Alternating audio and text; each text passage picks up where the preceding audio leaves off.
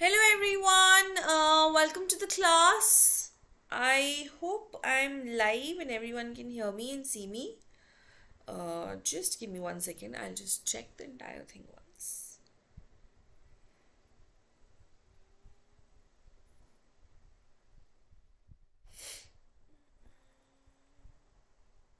Yes, I'm live. I'll just check my audio as well. See me. Just give me 1 second, I'll just check the entire thing once. Okay. So I'm audible as well. You can hear me and you can see me. So I hope it's all okay. Okay. All right. Chaliye. So let's begin with today's lecture, guys. I'm sorry I got a little late. There was some OBS issue which I was trying to get fixed. The settings in the OBS was a little off, so there could have been some audio issues. So that I have gotten fixed. And now we will be starting with our session. So, guys, before we start, I would request all of you to please join the Telegram group. The link has been given. You also have the scan code. Now, why is it important for you to join the Telegram group is because you will get updates regarding your classes from here itself. Also, what you will get is your notes. So you can contact your teachers, you'll get your notes from here. You can clear your doubts as well. And also, guys, I would request all of you to join, to download the app of Result Guru, because for some exclusive content, it would be good if you download the app, because you will be getting a lot of exclusive content from there. Personalized content you can get from there. All right. So, without further ado, let's start with the chapter. And before I start, I would request everyone to please like the video, share it with your friends, subscribe to the channel, and also press the bell button, please. That would really, really mean a lot to us. So, all right, let's begin. Let's not waste any more time and let's start as soon as possible.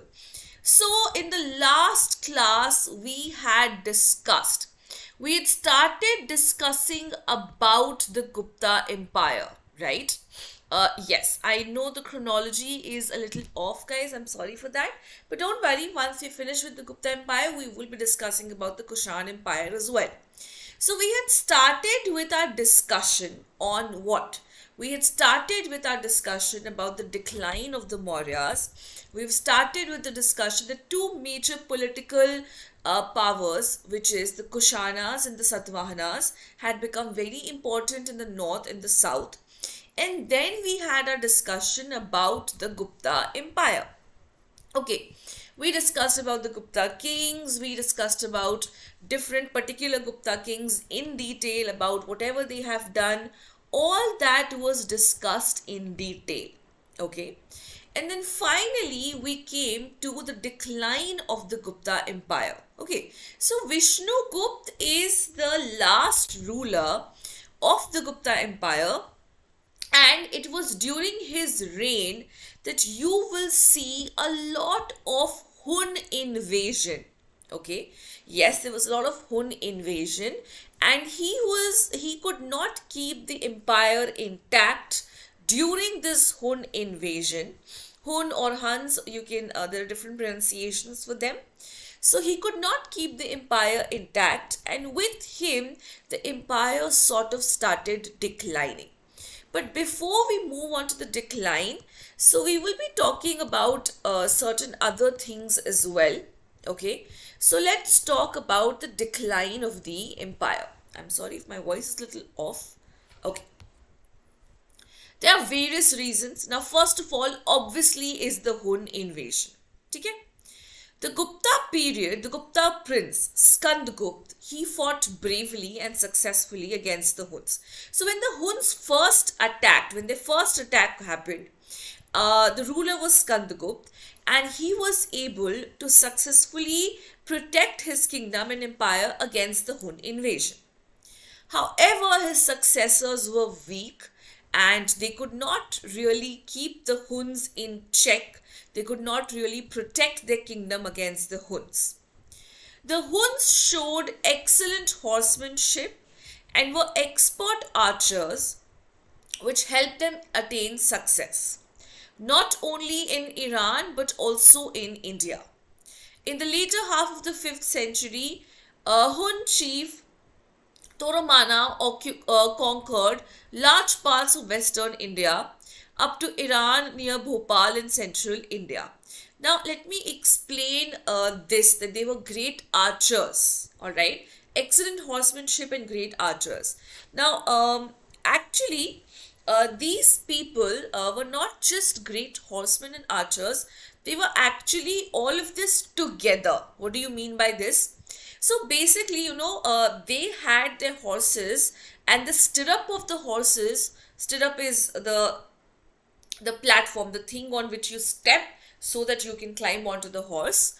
So the stirrup is made in such a way, and particularly their heels. So yes, guys, they wear heels. They used to wear heels. You know why? Because heels would really help them stand on their stirrup. Because heels, with the heels, they would literally get, how do I explain? With the heels would get stuck in the stirrup, all right, and it would help the Huns balance themselves up on their horses. So while they were riding their horses, while riding, like, I don't know if you know this, like, I don't know if you've done this, like while riding your bicycle, you're riding, suddenly you stand up, right? So that's exactly what they were also able to do. So while riding their horses, with the help of the heels, they could stand up. ठीक है, वैसे खड़े हो सकते थे, they would stand up, and from there they would be able to shoot. Okay, so these two factors, that they were able to do all of this from their horseback, okay, they were able to do this from their horseback, contributed a lot to Hun's success, you can say. Okay, now, so it was not just in Iran but in India also. So in the later half of the 5th century, the Hun chief Turmana, he conquered large parts of western India and Iran, up to Iran near Bhopal in central India. Okay, so he had captured some parts of western and some parts of central India. By 485 CE, the Huns had occupied Punjab, Rajasthan, Kashmir, eastern Malwa, and large parts of central India. Toromana was succeeded by his king Mirkhola, who was a tyrant as is mentioned in Raj Tarangini by Kalhana, and Hyun Dasang refers to him as a persecutor of Buddhists. Mirkhola was defeated and the Hun Empire was overthrown by Yashodharman of Malwa. Narsimhagupta, Bala Aditya of the Gupta Empire, and the Mokharis. However, the win over Huns did not retrieve the Gupta Empire. So the Gupta Empire did try to, establish themselves. Now the Huns have tried to establish themselves here. Okay. So by 485 CE, the Huns had occupied major portions in Punjab, Rajasthan, Kashmir, eastern Malwa, fine, and they were tyrant rulers. Okay, so please remember the chief's name here. His name here is very important. Again, this can be a major part of your MCQ. Okay, so just remember the name. So the just a second, guys, let me change my pen color. So he was succeeded by Mihir Kula, all right, and this person has been mentioned as a tyrant in Raj Tarangini by Kalhans. So Raj Tarangini is a book written by Kalhans, and it is about Kashmir basically. And Yun Dasang refers to him as the persecutor of Buddhists, all right. So yes, he was defeated, all right. He was defeated by Yashodharman of Malwa and Narsimhagupta Baladitya of the Gupta Empire. But even after doing this, the Gupta Empire was not able to regain its hold. You know why was it not able to regain its hold? Because it's not just that you have to defeat someone, isn't it? It's more than that. Sometimes you have to consolidate your empire. Sometimes you have to look after your empire economically, socially, and in various other ways, right? So that's exactly what we're talking about. Okay. Let me know if you have any doubts here in this particular point. Otherwise, we'll move ahead. You can always use the live chat section, guys, to tell me about the doubts that you guys are having. And if anyone is watching this at a later point of time, अगर आप इसको बाद में देख रहे हो, then you are more than also welcome to tell me in the comments if there's anything you don't understand. Then we will be discussing it. In the next class, I will be taking it up.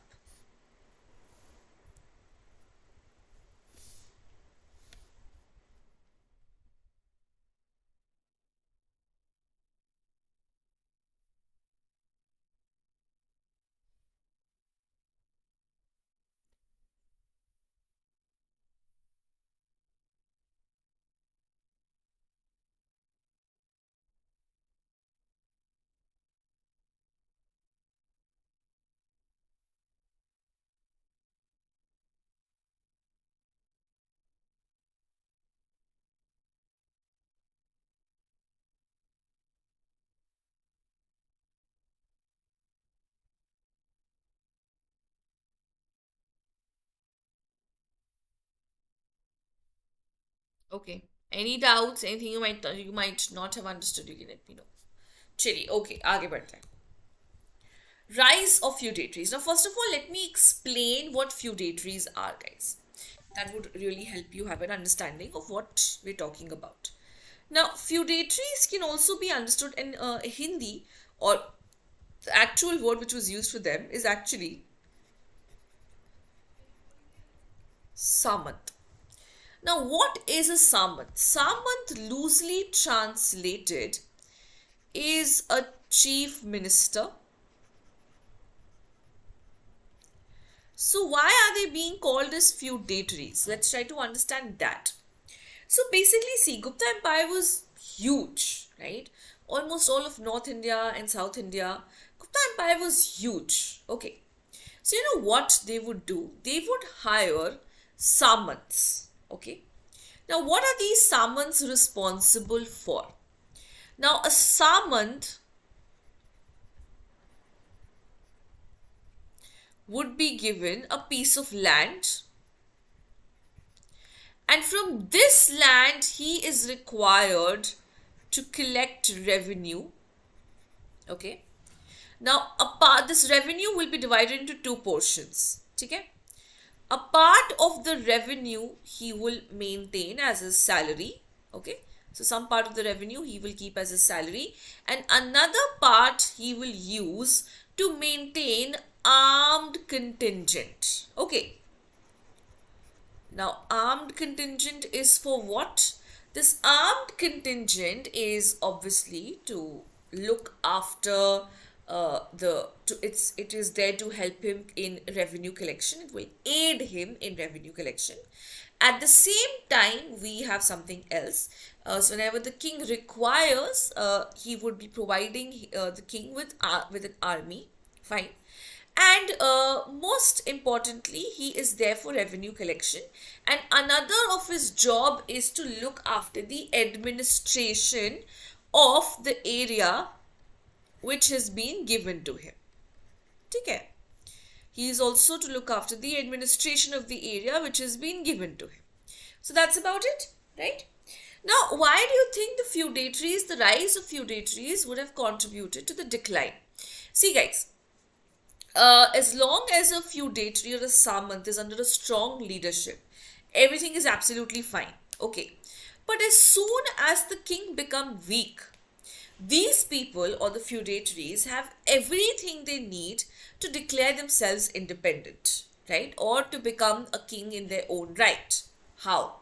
They have armed contingent, which is their own. The armed contingent is obviously much more loyal to the samant than they will ever be to the king. Why?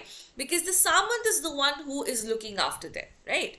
They also have the support of the people because they're directly in contact with the people as compared to the king, who they might have never seen.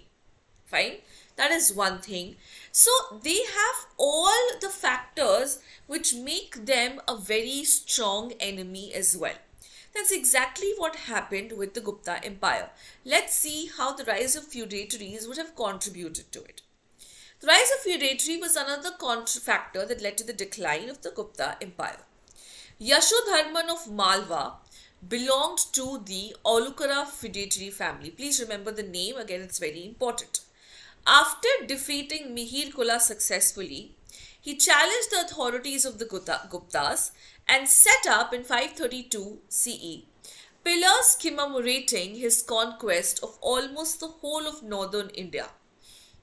Although Yashodharman's rule was short lived, it certainly did give a huge blow to the Gupta Empire. The other feudatories too rose in rebellion and ultimately became independent in Bengal, in Bihar, in Madhya Pradesh, Vallabhi, Gujarat, Malwa, and so on. It is important to mention that after the reign of Skandagupta, hardly any coin or inscription has been found in western Malwa and Saurashtra. So, as I already explained to you guys, that this is exactly what happened there. So, as I told you, that once the king becomes weak, it is very easy for the feudatories or the Samant to declare themselves independent, and that's exactly what happened here as well, isn't it? So they've given you example of two feudatories particularly. So first of all, we have Yashodharman of Malwa. He once he's defeated Mihir Kul from the Hun dynasty, he challenged the Gupta and literally set up his own empire, taking his position, or basically getting inspired by him. The others also joined him in rebellion. They also revolted against the Gupta Empire and tried to declare themselves independent kingdoms. So, by the end of the Gupta Empire, we have independent kingdoms in Bengal, Bihar, Maharashtra, Vallabhi, Gujarat, Malwa, and so on. All of these places, which were once under the Gupta Empire, have now become independent rulers. Okay? So, that is how feudatories contributed to the decline of the Gupta Empire. Okay, let's talk about the economic decline as well. By the end of the 5th century, the Guptas had lost Western India, and this must have deprived them from the revenues of trade and commerce, and hence crippled them economically. The economic decline of the Gupta is indicated by the gold coins of later Guptas, which have less percentage of gold metal. The practice of land grants for religious and other purposes also reduced, which reduced the revenues, which resulted in economic instability. Let me explain this. See, guys, you know what happens? Um, you know what happens? See, economically, it's very important for a kingdom to be stable, right? And when you have an expanding kingdom, making land grants and land donations and granting tax free lands, which is known as agrahar, is absolutely fine because you have expansion going on. If you can't collect revenue from land A, you can collect revenue from land B, right? But ultimately, once there will come a time when you have to stop with the expansion, because otherwise it becomes too huge for you to handle. So once the expansion stops, you can't just keep on donating and giving out lands like this, isn't it? Because what is happening because of that? Because of that, you are losing out on what? You are losing out on very valuable land from which you could have gotten a lot of revenue. That was one of the major reasons for the decline of the Gupta Empire, because they literally just gave away their lands. Fine. Okay. Another reason is that they lost the western part of India. Western India they have lost. And because of that, they also lost a major commercial and trading chunk from India. So all the revenue that they must have gotten from there, all of that obviously declined, and this must have crippled them thoroughly. And all of these factors contributed to the decline of the Gupta Empire. Okay, so please guys, let me know if you have any doubts here. Just take a look at the factors here. आप लोग देख लीजिए, अगर आपको कोई doubt है, कुछ नहीं समझ में आ रहा है, तो आप मेरे से पूछ लीजिए.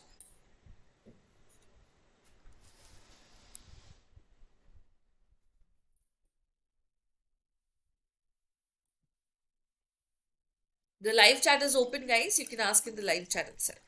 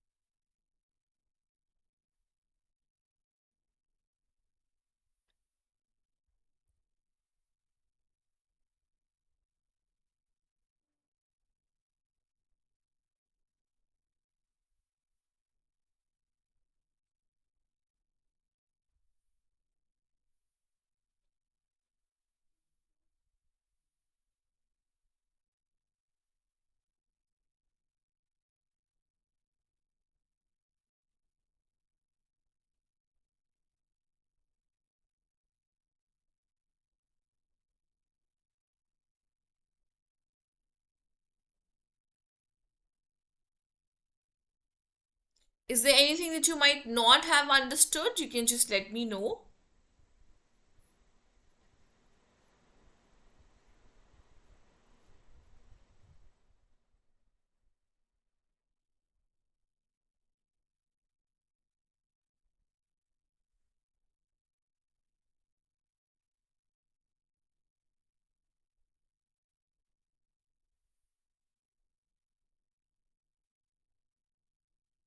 Okay, Chaliya, since there are no doubts, let's move ahead. Let's talk about the Gupta Empire literature. So, guys, see, already when I was discussing with you, I was discussing the chapter with you yesterday in yesterday's class. We had already spoken a lot about literature, right? We spoke about Kalidas. We talked about Amar Simha. We talked about Varha Mihira, we talked about Hari Sen, all of these people. But literary contribution of Gupta's is actually very important, right? And that is why we'll have to dedicate like a separate section to talk about these people. Okay. So Sanskrit literature had flourished a lot under the Guptas, fine. Kalidas, who was a great poet and a playwright in the court of Chandragupta Vikramaditya, he composed great epics like Abhijanam Shakuntalam. So you know the story of Shakuntala, right? They also have Kumara Sambhavam, Malvika Grimmitram, Ritu Sharnam, Meghdutam, Vanshyam. So this is actually about Vikramaditya, and Raghu Vamsham. So all of these are various works which were written by Kali Das, and he was under the rulership, or he was under the courtship of Chandragupta Vikramaditya. Please remember these, ये सब बहुत important है. I'm always telling you about the important points which you should remember from your MCQ point of view, which you can get in your exams, guys. So please be very thorough with them. Now, the celebrated drama Mritchkatika was composed during this time, and it is attributed to Shudarka. So who composed Mritchkatika? It was composed by Shudarka. We already know about poet Hari Sen.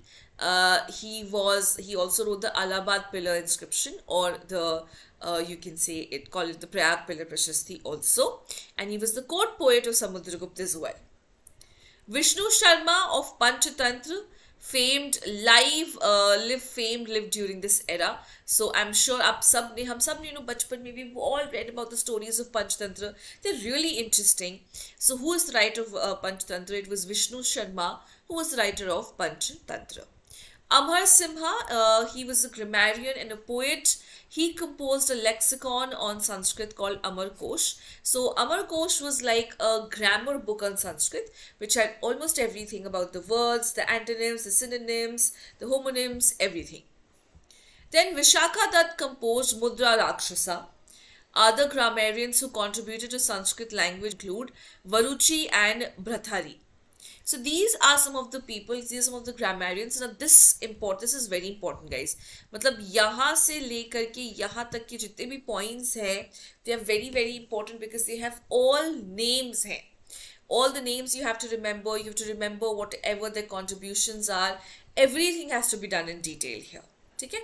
So that's about the literature aspect. Let's move ahead and talk about some other aspects as well, and then we can clear some doubts together. So now if you remember, when I started with the chapter, I told you that Gupta Empire is known as the Golden Age. Okay? Why do you think it will be known as the Golden Age? What has happened here? ऐसा क्या हुआ यहाँ पे? So there was a lot of development, particularly in the economic, science, literature, all and social sectors as well. Okay.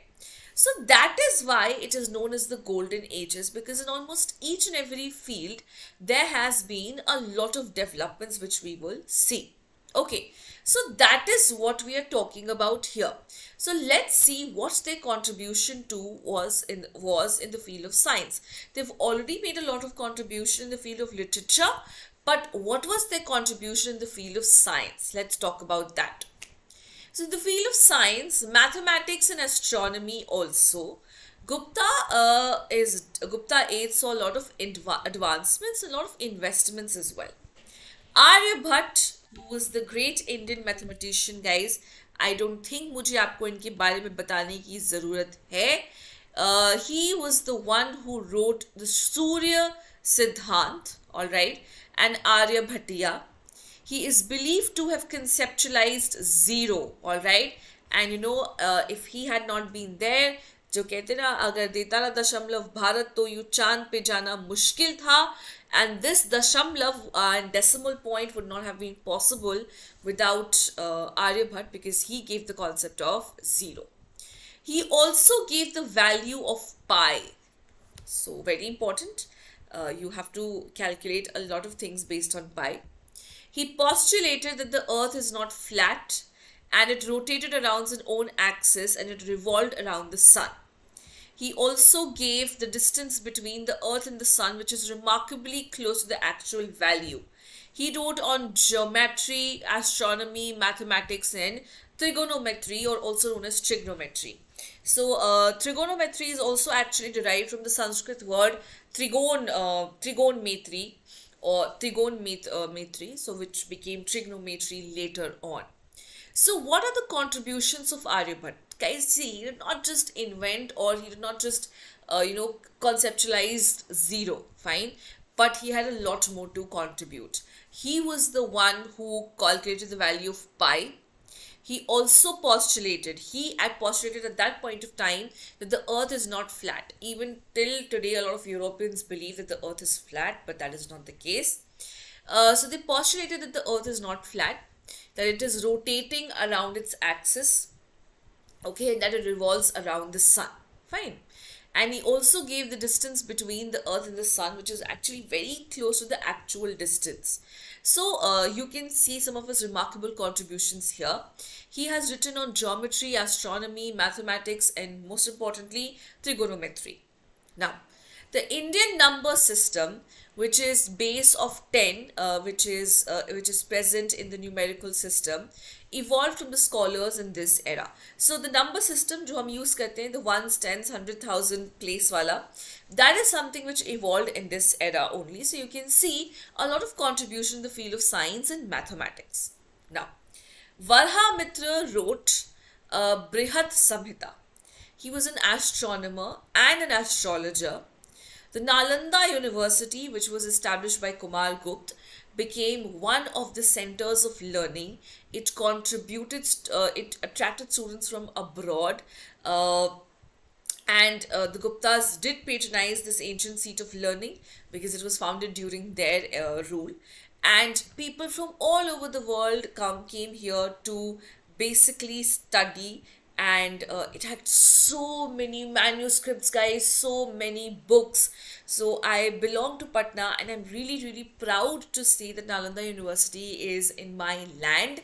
So Nalanda university को जब हमारे खिलजी साहब ने इन्वेड किया था, जब उन्होंने उसको डिस्ट्रॉय कर दिया था, तो वहाँ पे इतनी किताबें थी, there were so many books that the library kept burning for 2 whole days. 2 whole days the library kept burning, which is a big deal.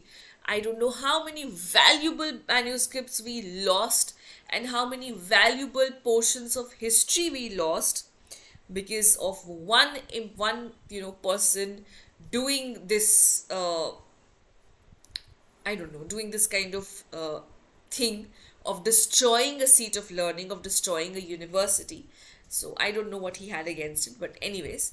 So all of these, and we also know that some of the best known foreign travelers, some of the best known Chinese Buddhist pilgrims like Fa Yin and Yun Tsang, who have written extensively about our land, actually were students here, and later on they also became teachers here. Okay, so that's the legacy as far as science and literature is concerned. So just take a look at both the slides and let me know if you have any doubts, if there's anything you've not understood.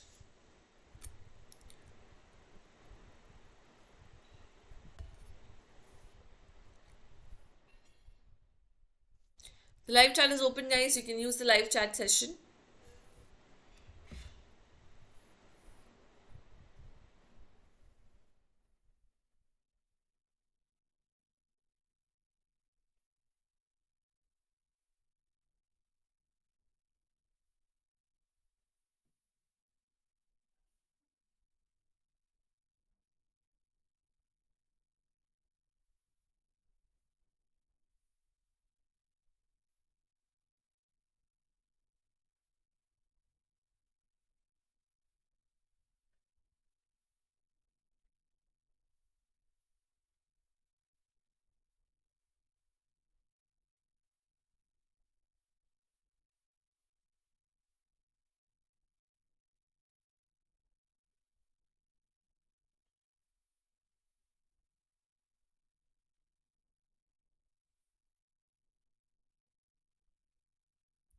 Just take a look at both the slides and let me know if you have any doubts.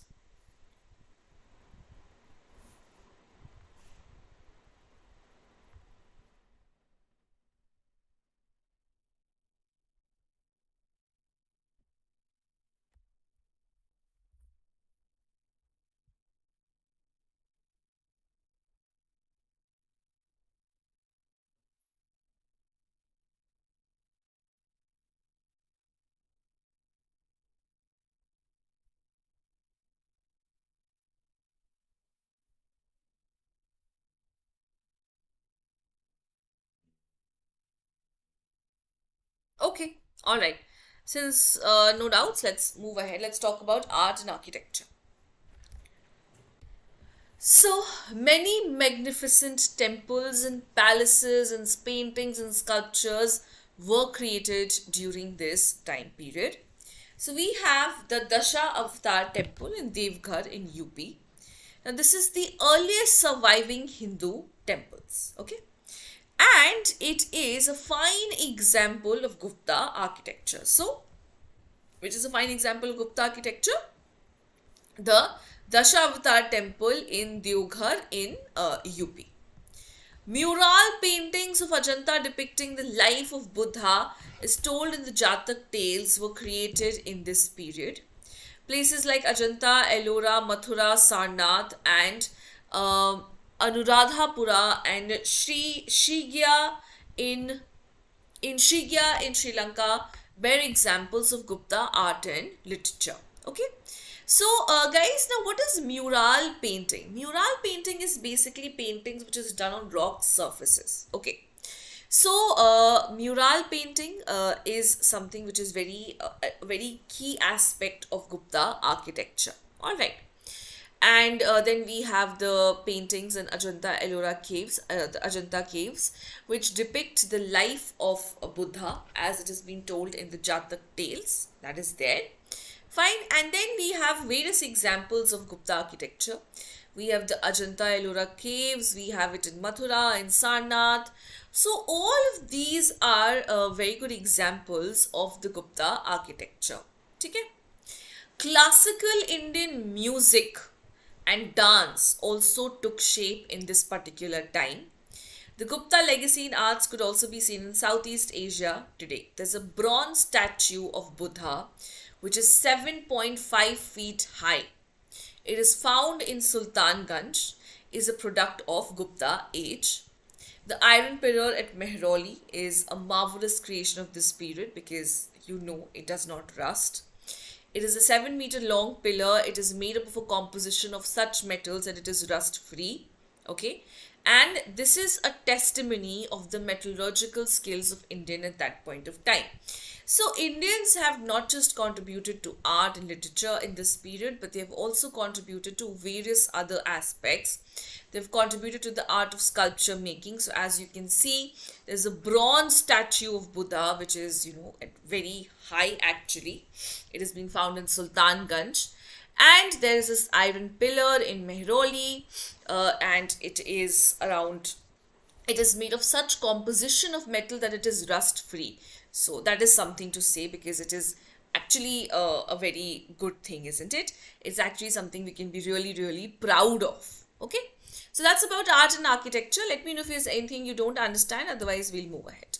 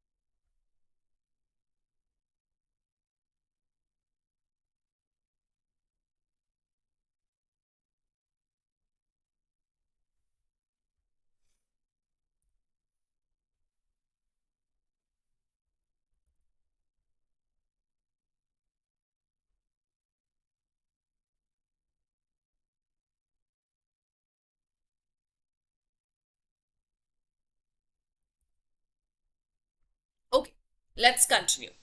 Let's talk about the social, culture, and religion aspect.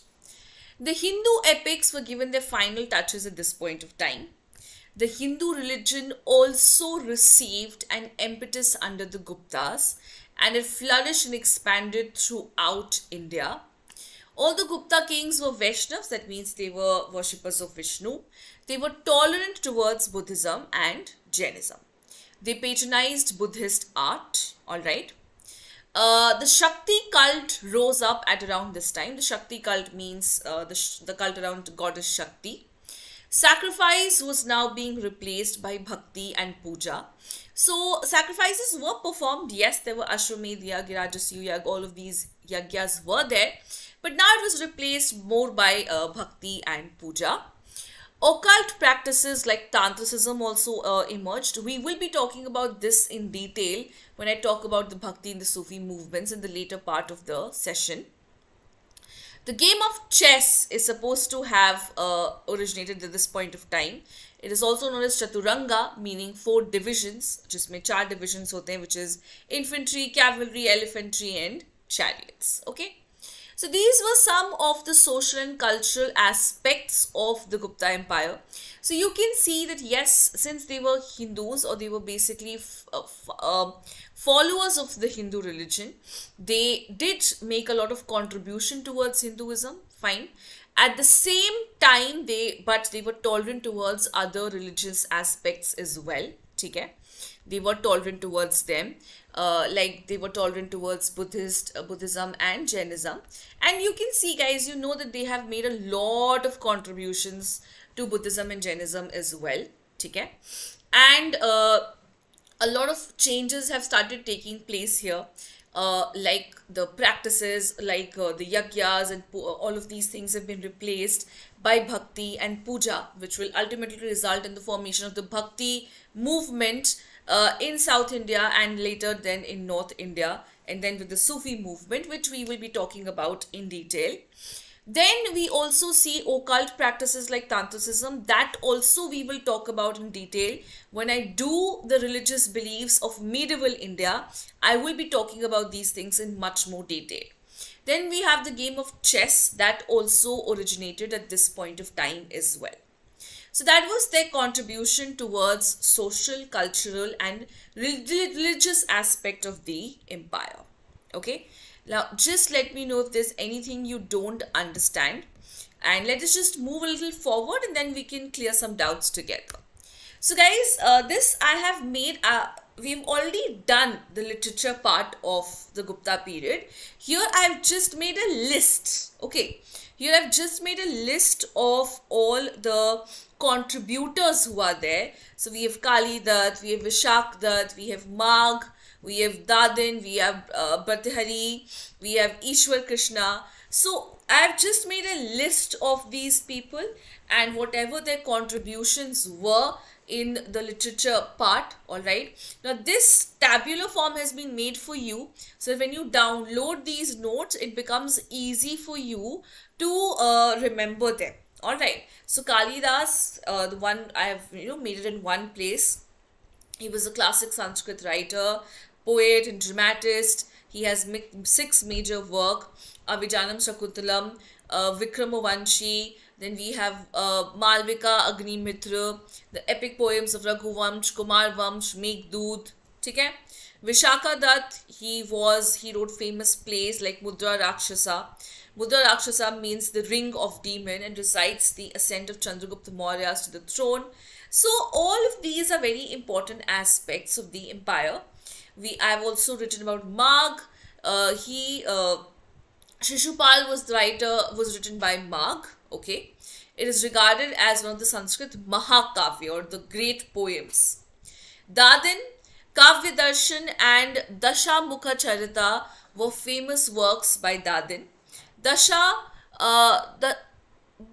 Kumar Charita is the tale of 10 princes, which represents the adventure of 10 princes. Alright, so these are fables, you can see, or these are basically a fiction book. Fine. Then we have Bhartrihari. Bhartrihari is believed to be a king. He wrote Niti Shatak. which has 100 verses on philosophy, and Vakyopedia, a treatise on Sanskrit grammar. Ishwar Krishna, he is the writer of Skankya Arnika, was his major work, and it is an observation of the Samakhya philosophy. Okay, so I will be talking about these philosophies and all in detail, but that would be done when we have a class on religious aspects of medieval India. So that would be completed in that point of time. Okay, so this was all about some of the major literary works. I've already covered this, guys, in a lot of details. Isliye I'm not going into the details once again. I've already covered this in the literature part.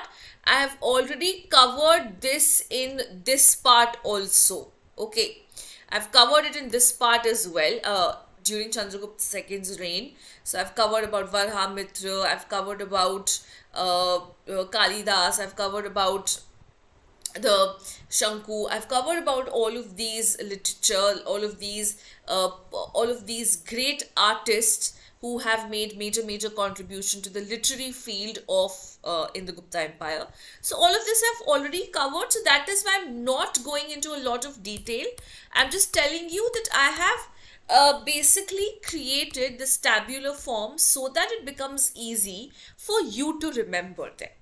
Okay, so with this we have finished our discussion on the Gupta Empire.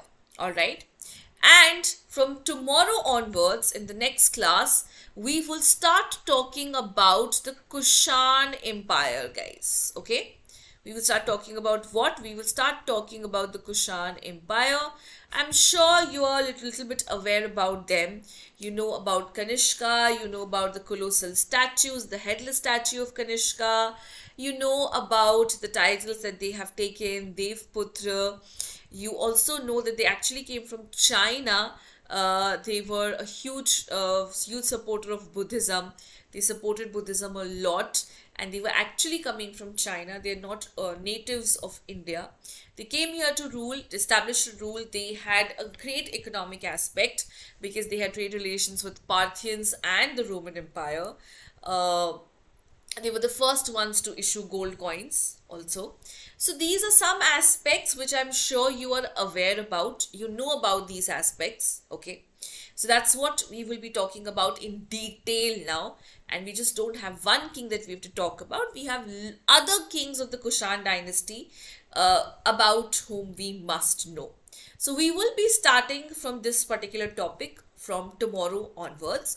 So tomorrow at 10 a.m. that is going to be our class. So before you all leave, again I would request all of you to join our Telegram channel. The link in the scan code both have been given, guys. Okay. And also, why is it important for you to join the Telegram group? Because that is where you will get updates regarding the classes. Okay?